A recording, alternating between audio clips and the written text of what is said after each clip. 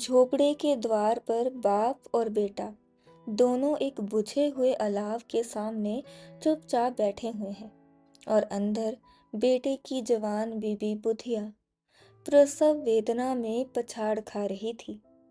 रह रह कर उसके मुंह से ऐसी दिल हिला देने वाली आवाज निकलती थी कि दोनों कलेजा थाम लेते थे। जाड़ों की रात थी। प्रकृति सन्नाटे में डूबी हुई। सारा गांव अंधकार में लय हो गया था। घीसू ने कहा, मालूम होता है बचेगी नहीं। सारा दिन दौड़ते हो गया। जा देख तो आ। माधव चिढ़कर बोला, मरना ही तो है, जल्दी मर क्यों नहीं जाती? देख कर क्या करूं? तू बड़ा बेदर्द है बे। साल भर जिसके साथ सुख चैन से रहा, उसी के साथ इतनी बेवफाई। तो मुझसे तो उसका तड़पना और हाथ पांव पटकना नहीं देखा जाता। चमारों का कुनबा था और सारे गांव में बदनाम। घीसू एक दिन काम करता तो 3 दिन आराम करता। माधव इतना कामचोर था कि आधे घंटे काम करता तो घंटे भर चिलम पीता। इसलिए उन्हें कहीं मजदूरी नहीं मिलती थी।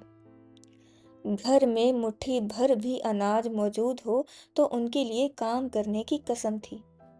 जब 2-4 फाके हो जाते तो घीसू पेड़ पर चढ़कर लकड़ियां तोड़ लाता और माधव बाजार से बेच लाता। और जब तक वो पैसे रहते दोनों इधर उधर मारे मारे फिरते। गांव में काम की कमी ना थी। किसानों का गांव था। मेहनती आदमी के लिए 50 काम थे। मगर इन दोनों को उसी वक्त बुलाते जब 2 आदमियों से एक का काम पाकर भी संतोष कर लेने के सिवा और कोई चारा ना होता।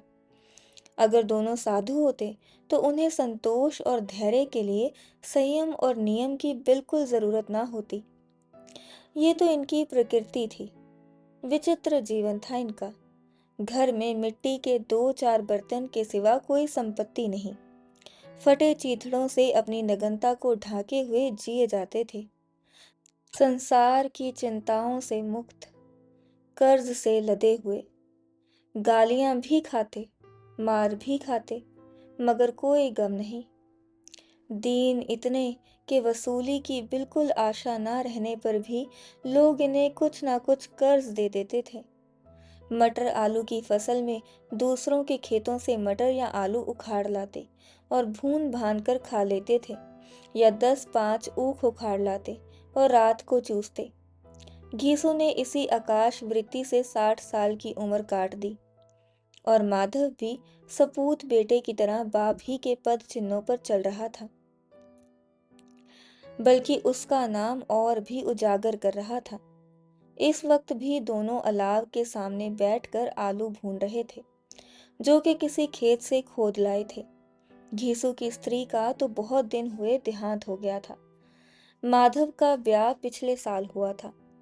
जब से ये औरत आई थी उसने इस खानदान में व्यवस्था की नींव डाली थी और इन दोनों बेगैरतों का दोजक भरती रहती थी। जब से वो आई ये दोनों और भी आराम तलब हो गए थे, बल्कि कुछ अकड़ने भी लगे थे। कोई कार्य करने को कोई बुलाता तो निर्व्याज भाव से दुगनी मजदूरी मांगते। वही औरत आज प्रसव वेदना से मर रही थी और ये दोनों इसी इंतजार में थे कि वो मर जाए तो आराम से सोएं। घीसू ने आलू निकालकर छीलते हुए कहा, जाकर देख तो क्या दशा है उसकी। चुड़ैल का फिसाद होगा और क्या।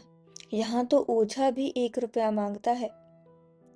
माधव को भय था कि वह कोठरी में गया तो घीसू आलूओं का बड़ा भाग साफ कर देगा। बोला, मुझे वहां जाते ही डर लगता है। डर किस बात का है, मैं तो यहाँ हूं ही।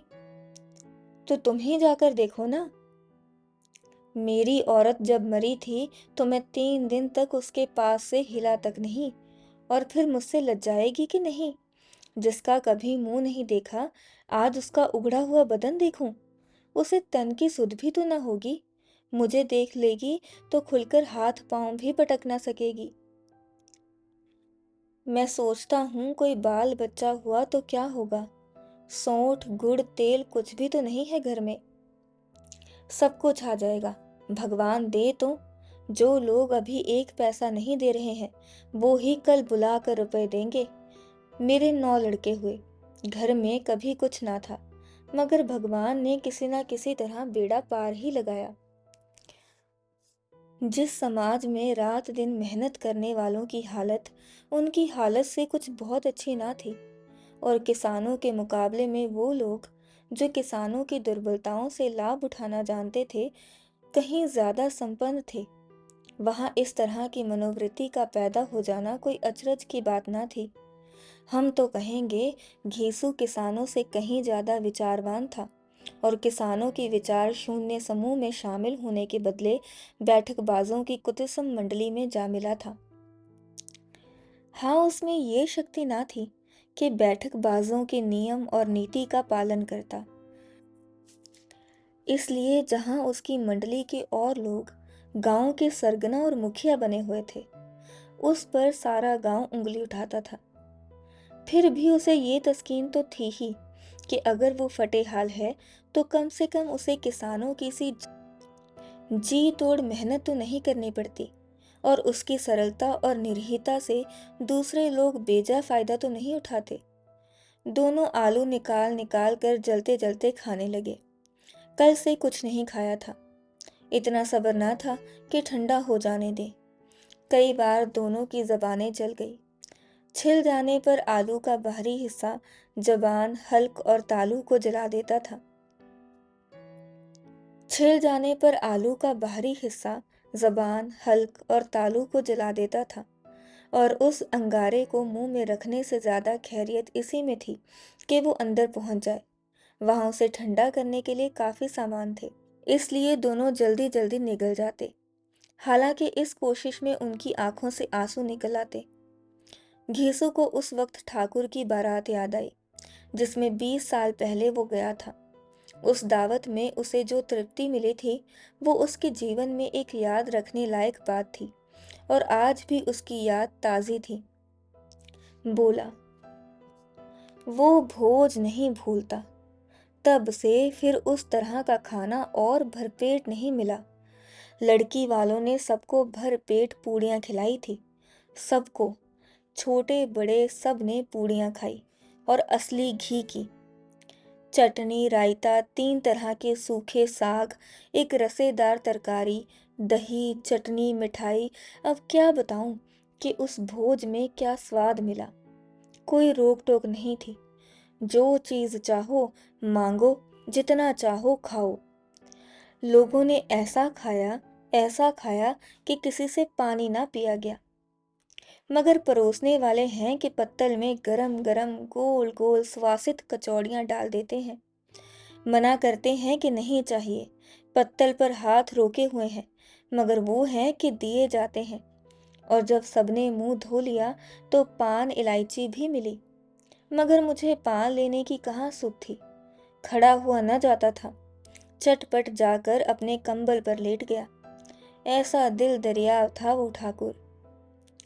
माधव ने इन पदार्थों का मन ही मन मजा लेते हुए कहा, अब हमें कोई ऐसा भोज नहीं खिलाता। अब कोई क्या खिलाएगा, वो जमाना दूसरा था। अब तो सबको किफायत सूझती है। शादी ब्याह में मत खर्च करो, क्रियाक्रम में मत खर्च करो। पूछो, गरीबों का माल बटोर बटोर कर कहाँ रखोगे। बटोरने में तो कमी नहीं है, हाँ, खर्च में किफायत सूझती है। तुमने एक 20 पूरियां खाई होंगी। 20 से ज्यादा खाई थी। मैं 50 खा जाता। 50 से कम मैंने ना खाई होंगी। अच्छा पक्का था, तू तो मेरा आधा भी नहीं है। आलू खाकर दोनों ने पानी पिया, और वहीं अलाव के सामने अपनी धोतियां ओढ़कर पांव पेट में डाले सो रहे, जैसे दो बड़े बड़े अजगर गेंडुलिया मारे पड़े हों। और बुधिया अभी तक करा रही थी। सवेरे माधव ने कोठरी में जाकर देखा तो उसकी स्त्री ठंडी हो गई थी। उसके मुंह पर मक्खियां भिनक रही थी। पथराई हुई आंखें ऊपर टंगी हुई थी। सारी देह धूल से लथपथ हो रही थी। उसके पेट में बच्चा मर गया था। माधव भागा हुआ घीसू के पास आया। फिर दोनों जोर जोर से हाय हाय करने और छाती पीटने लगे। पड़ोस वालों ने ये रोना धोना सुना तो दौड़े हुए आए और पुरानी मर्यादा के अनुसार इन अभागों को समझाने लगे। मगर ज्यादा रोने पीटने का अवसर ना था। कफन की और लकड़ी की फिक्र करनी थी। घर में तो पैसा इस तरह गायब था जैसे चील के घोंसले में मांस। बाप बेटे रोते हुए गांव के जमींदार के पास गए। वो इन दोनों की सूरत से नफरत करते थे। कई बार इन्हें अपने हाथों से पीट चुके थे, चोरी करने के लिए, वादे पर काम पर ना आने के लिए। पूछा, क्या है बेघिसुआ, रोता क्यों है? अब तो तू कहीं दिखलाई भी नहीं देता। मालूम होता है इस गांव में रहना नहीं चाहता। घीसू ने जमीन पर सर रखकर आंखों में आंसू भरे हुए कहा, सरकार, बड़ी विपत्ति में हूँ। माधव की घरवाली रात को गुजर गई। रात भर तड़पती रही सरकार। हम दोनों उसके सिरहाने बैठे रहे। दवा दारू जो कुछ हो सका सब कुछ किया। मुदा वो हमें दगा दे गई। अब कोई एक रोटी देने वाला भी ना रहा मालिक। तबाह हो गए, घर उजड़ गया। आपका गुलाम हूँ। अब आपके सिवा कौन उसकी मिट्टी पार लगाएगा? हमारे हाथ में तो जो कुछ था वो सब तो दवा दारू में उठ गया। सरकार ही की दया होगी तो उसकी मिट्टी उठेगी। आपके सिवा किसके द्वार पर जाऊं? जमींदार साहब दयालु थे, मगर घीसू पर दया करना काले कंबल पर रंग चढ़ाना था। जी में तो आया कह दे, चल दूर हो यहाँ से। यूं तो बुलाने से भी नहीं आता, आज जब गर्ज पड़ी तो आकर खुशामद कर रहा है। हरामखोर कहीं का, बदमाश। लेकिन ये क्रोध या दंड देने का अवसर ना था। जी में कुड़ते हुए 2 रुपए निकाल कर फेंक दिए, मगर सांत्वना का एक शब्द भी मुंह से ना निकला। उसकी तरफ ताका तक नहीं, जैसे सर का बोझ उतारा हो। जब जमींदार साहब ने 2 रुपए दिए तो गांव के बनिए महाजनों को इनकार का साहस कैसे होता। घीसू जमींदार के नाम का ढिंडोरा भी पीटना जानता था।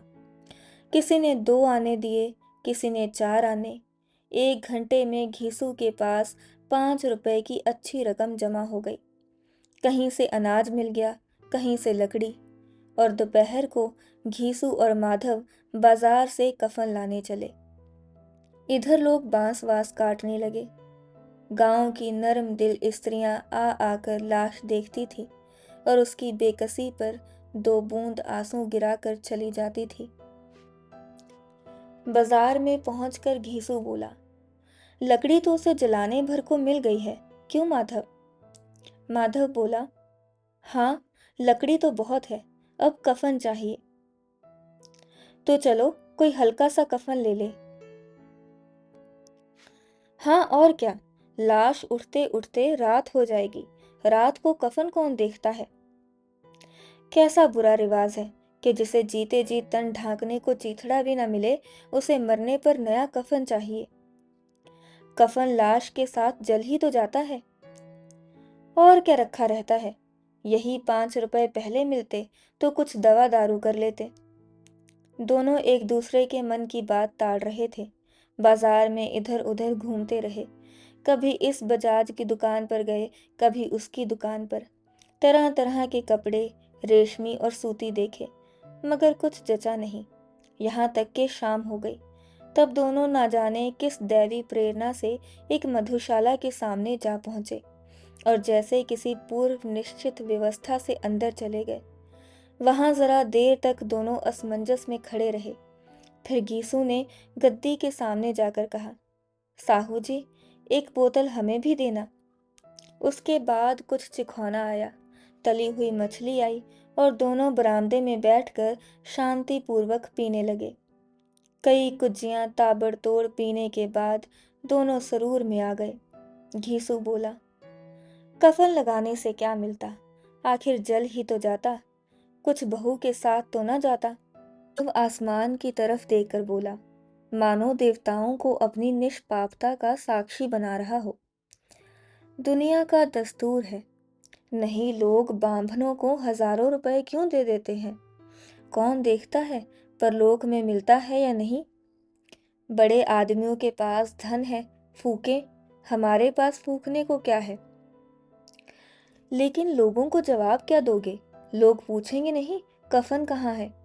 घीसू हंसा। अबे, कह देंगे कि रुपए कमर से खिसक गए, बहुत ढूंढा मिले नहीं।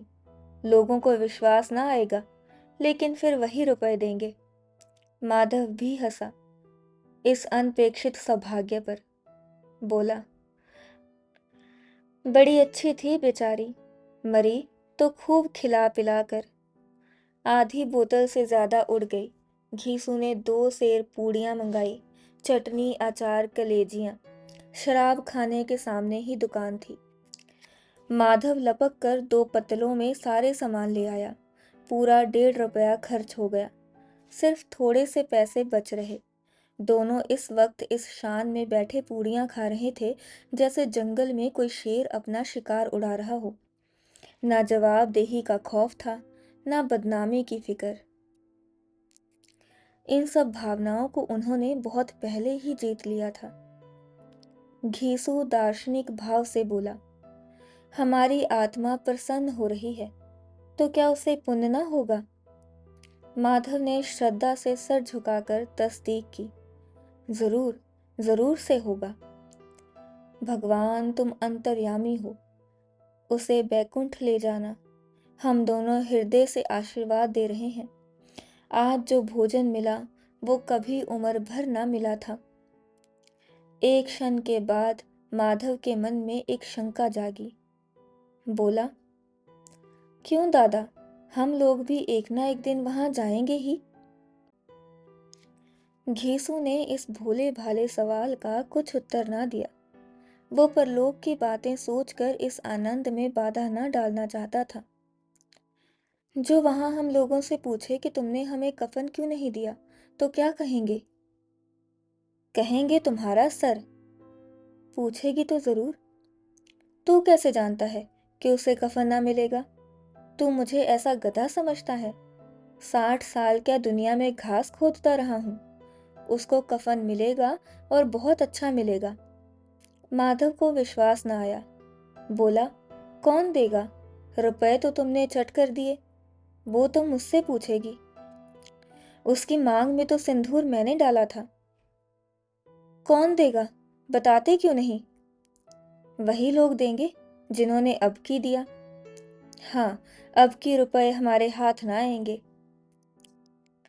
ज्यों-ज्यों अंधेरा बढ़ता था और सितारों की चमक तेज होती थी, मधुशाला की रौनक भी बढ़ती जाती थी।